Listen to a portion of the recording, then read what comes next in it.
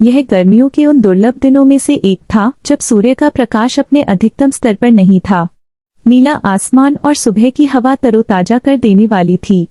केवल एक हेलीकॉप्टर की आवाज उस शांतिमय वातावरण को भंग करने के लिए काफी थी। इस उत्तम नजारे के बीच हेलीकॉप्टर में एक आदमी बेहोश और बेखबर लेटा हुआ था।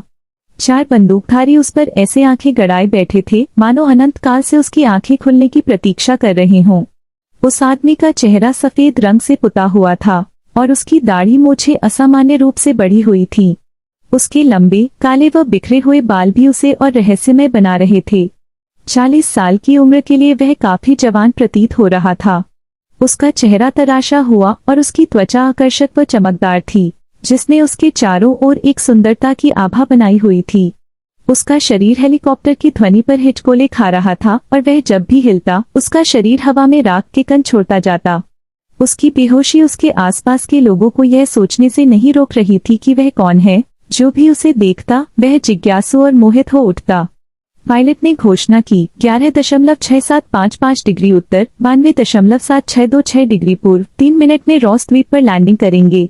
रॉस द्वीप अंडमान द्वीप समूह का सबसे सुंदर द्वीप है।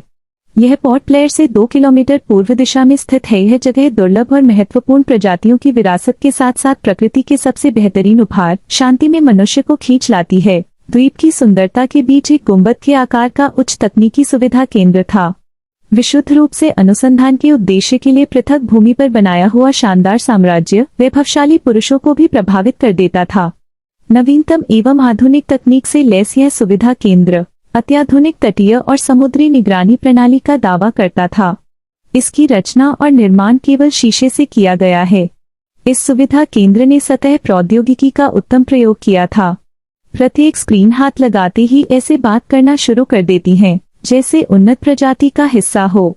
तापमान में और चारों ओर के वायुमंडलीय दबाव में बदलाव लाना जीवन को अकल्पनीय रूप से आसान बना रहा है। इन पहलुओं में यह जितना शानदार था उससे भी अधिक यह सुरक्षा के लिहाज से प्रभावशाली था। धनुष के आकार की छत के हर एक कोने में गति संवेदक कैमरे लगाए गए थे। गुंबद के अंदर कोई भी अकेला नहीं था। जो जहां भी जाता वहां एक डिजिटल आंख साथ जाती। वीरभद्र, एक स्वैच्छिक सेवानिवृत्त भारतीय सेना का पूर्व ब्रिगेडियर, अपना कक्ष छोड़ सीधे गुंबद के प्रवेश कक्ष की ओर गया।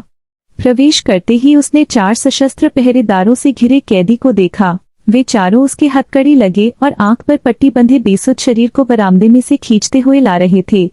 उसके राख से सने नंगे पैर फर्श पर एक रास्ता सा बनाते जा रहे थे। यही वह व्यक्ति है, वीरभद्र ने सोचा। कैदी ने न्यूनतम कपड़े पहने हुए थे। केवल एक छोटे और पतले लंगोट ने उसके निचले भाग को ढका हुआ था। उसका पूरा शरीर भस्म से पुता हुआ और एक रुद्राक्ष की माला उसके गले में लटकी हुई थी। उसके उलझे हुए बालों का आधा हिस्सा जूड़े में लिपटा हुआ जंग लगे लोहे के त्रिशूल से विभूषित था। वीरभद्र इस जगह 21 लोगों के समूह के साथ एक सिक्योरिटी चीफ के रूप में आया था, जिनमें बंदूकधारी और गार्ड्स भी शामिल थे।